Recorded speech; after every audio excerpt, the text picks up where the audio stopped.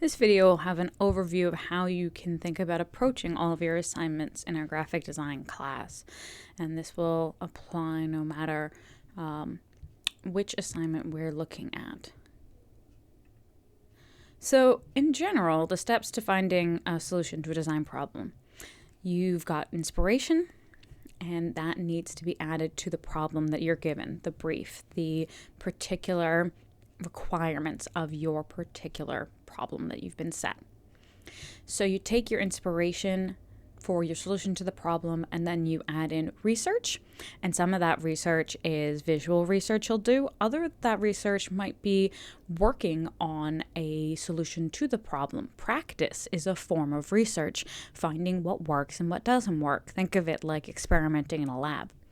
And then you add in feedback from other people, because in design, we're making our work for an audience, not just an audience of ourselves. So we want to make sure that what we're communicating works in practice.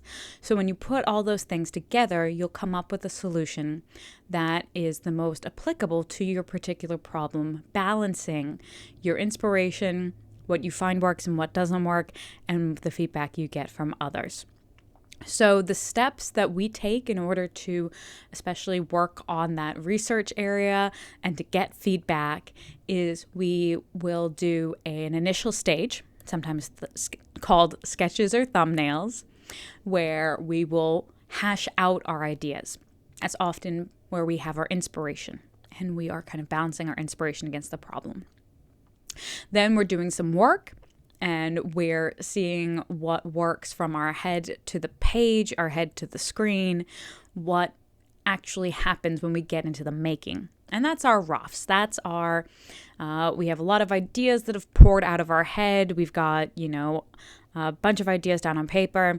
We select the ones we think are most likely to be effective, to most likely to come to a good solution, and we give those a little bit more attention and detail to see if they sink or swim. And so those go through to the rough stage, and at that point, then we can solicit some feedback before we spend the extra time polishing things up into your final. You've got a sense of what you think might work and might make it through to that last stage, but then you need to see what works from beyond your own ideas into how other people see it and which people think is most likely to be effective as well. You might have a favorite, other people might lean towards a different solution. And so before you put that extra time and effort in polishing everything up, you'll have your roughs. And then you will say, okay, a lot of times you'll take elements from multiple roughs to put together into a final that's going to be the most effective solution. And then you'll either synthesize those or you'll do the last steps of polishing that are necessary if you're sticking with just one of your ideas, and you will get it through to the final stage, at which point you will then present your final idea to show everybody where you landed. So during this course, one of the things we're going to be focusing on is the ability to articulate your concepts, defend your design choices, and incorporate outside input. As a communications professional, or in any field really, you're going to need to balance your vision with client requirements and recommendations.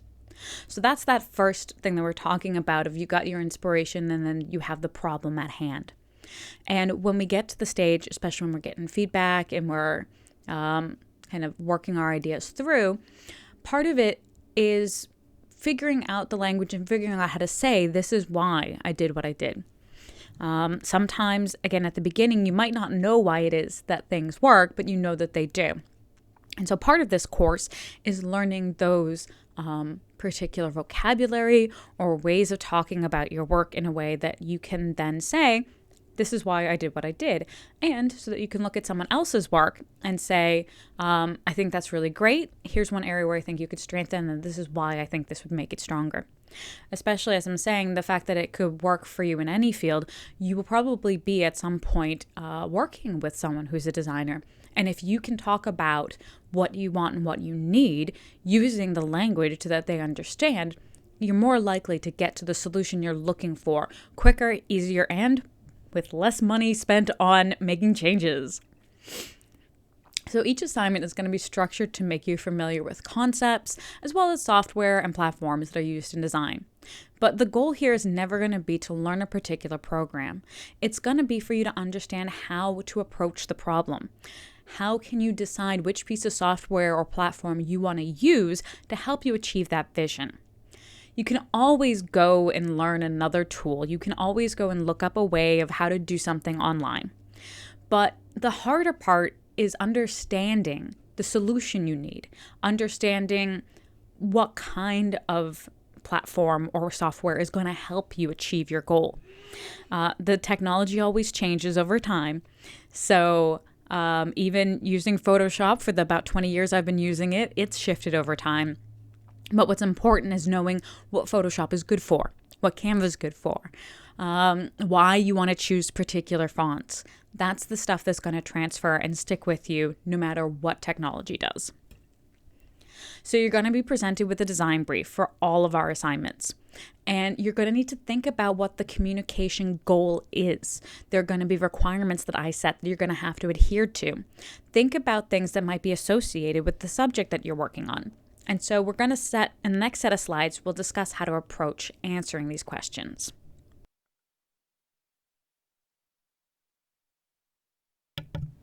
So you're going to come up with some broad concepts usually when you're presented with a problem. But even if you've got a broad concept, sometimes there's a few ways to achieve that.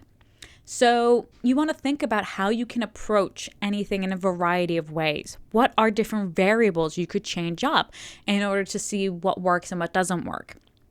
You're going to want to kind of get out on paper as many ideas as you possibly have. So you'll oftentimes be asked to share your thumbnails or your sketches. Depends on the project. Our first project, we're going to jump straight into roughs.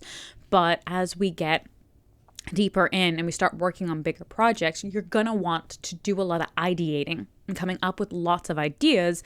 And instead of just thinking about them in your head, jot them down. Have some physical representation of the ideas that you've gone through in your head. Show us the steps in the process in your thinking. So you're going to usually be asked to make between 6 to 10 sketches of possible executions of the design. Now, that seems like a lot, but they are sketches. I don't want you to spend a lot of time. You spend more time on the ones you think might actually be an effective solution, but you need to get through all of the ideas, even the bad ones, and put them down on paper. So none of your sketches should take more than 5 minutes to make. The goal here is more thinking and less doing. So you're making marks on a page or a screen in order to get the thinking out. And so you might have an idea, and if you were not showing it in a class, you might scratch it out.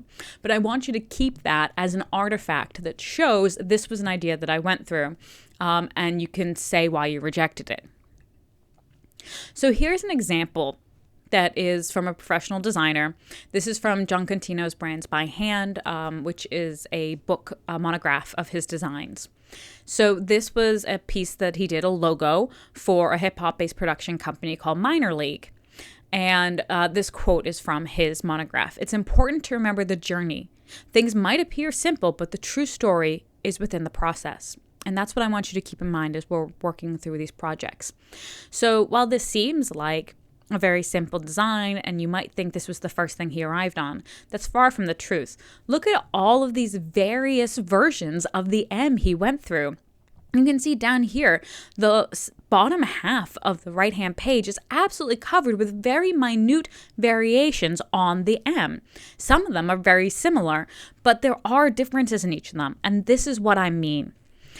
So you can see there's little tweaks, there's changes in variables in order to get to the M that he worked with. And as you can see, he worked with various different concepts. So, you can say that the canary in the coal mine, that was one kind of big concept he worked on. Making the M into a bird was another one. Working with the shovel was another idea.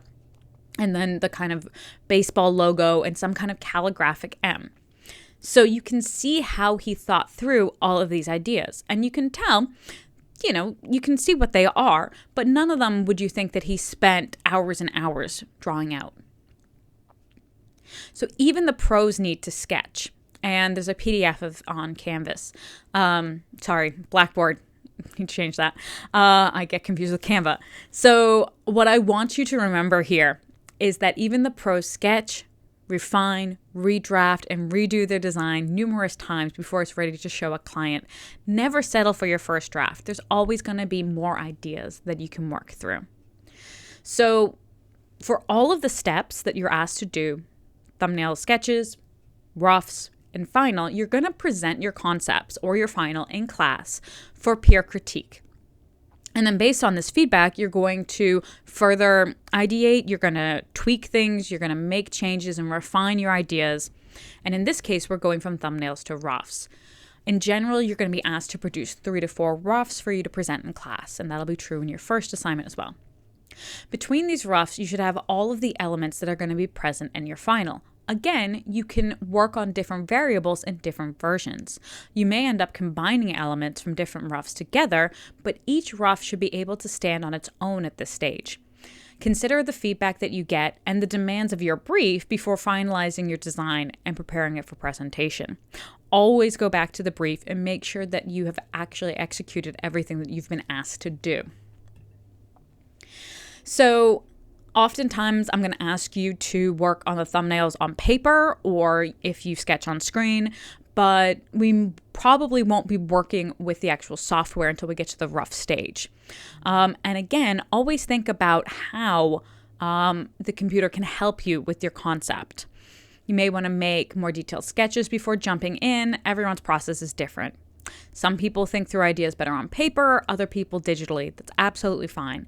But whatever your approach, the big thing is to remember to document your progress along the way. This is something I'm going to ask of you throughout. It may seem like, again, it might be an idea you would normally scratch out, but being able to see the thought process behind it is something that becomes really important. And in fact, for those of you who are in design, will even make it into your final portfolios when you're seniors. So your final, you're going to present in class. I want you guys to approach this meeting as if it was your presentation to a client, and we will have a section talking about how to do critiques. Your presentation should be professional and polished. Always remember that you should be presenting your ideas with conviction. You have spent time and effort on these ideas. Don't just say, oh, I don't know. Come up with a reason. Even if you don't know, fake it till you make it. You should be able to have confidence in what you've made, and you should present it in the same way. I think it's Milton Glaser, who was a famous graphic designer who did the I Heart New York logo. And he had said, if you don't have confidence in your designs, why should anybody else? And so I know that we often feel when we're starting out that we're not sure what we're doing, but I'm sure that you actually have a good eye for design because we're exposed to visual communication all the time.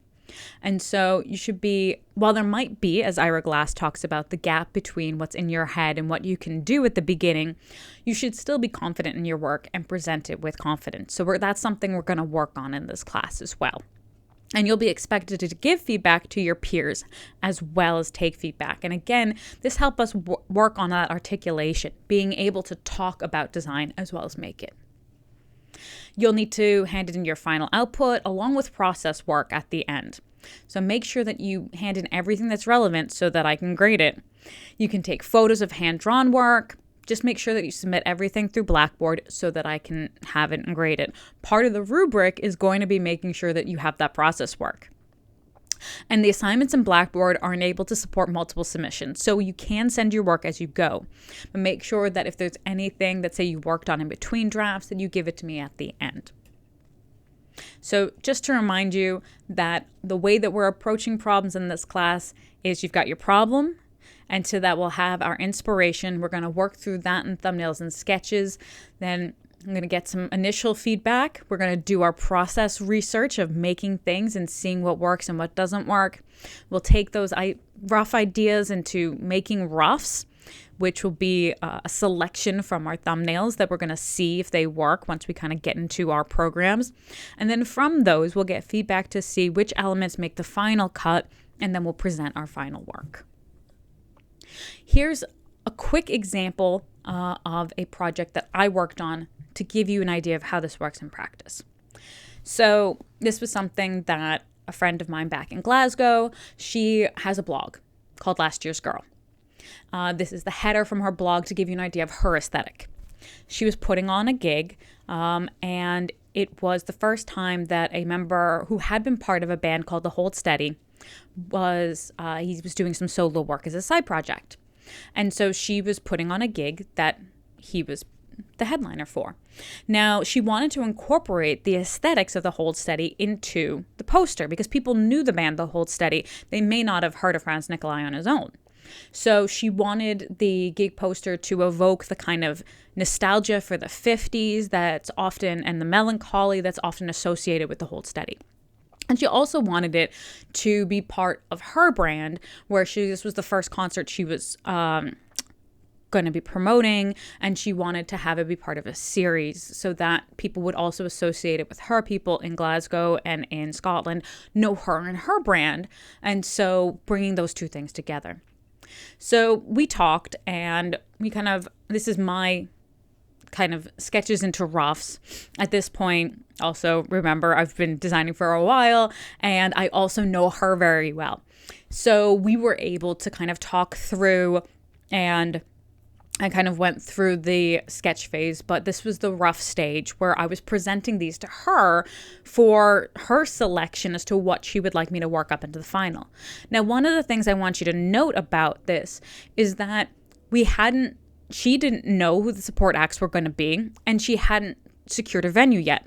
So there were certain things we knew were going to be present and other things that were up in the air. So you'll note that there were boxes that represent that there's information going to go in here, but we don't have that information. So this often will happen, especially at the sketch stage, and sometimes for you at the rough stage, where you're going to want to show an idea of an element, but you may not have the actual element set. And as you can see here, there's a specific thing that we're going for in the Last Year's Girls Friday Night Speakeasy. But as you can also see, with some of the text, we hadn't set how the typography was going to go. So for Franz Nicolai, for example, we weren't sure what direction we're going to go in with that. So that was a bit rougher. And so by using the blocks to stand in, we were able to select an overall design, and then I could fine tune it. Now, she picked the one that's in the bottom left-hand corner, and this was the last that she saw of it because she trusted me until the final. And gonna see in a second how much it changes from the rough to the final. So this is the selection, and this is the final poster. So as you can see, there are elements that are the same. We've got our moon, we've got our kind of handwritten last year's Girls Friday Night Speakeasy, and we've got the couple kissing down in the bottom, or about to kiss down in the bottom. But the rest of it is really transformed by the kind of mix of digital and hand-drawn elements.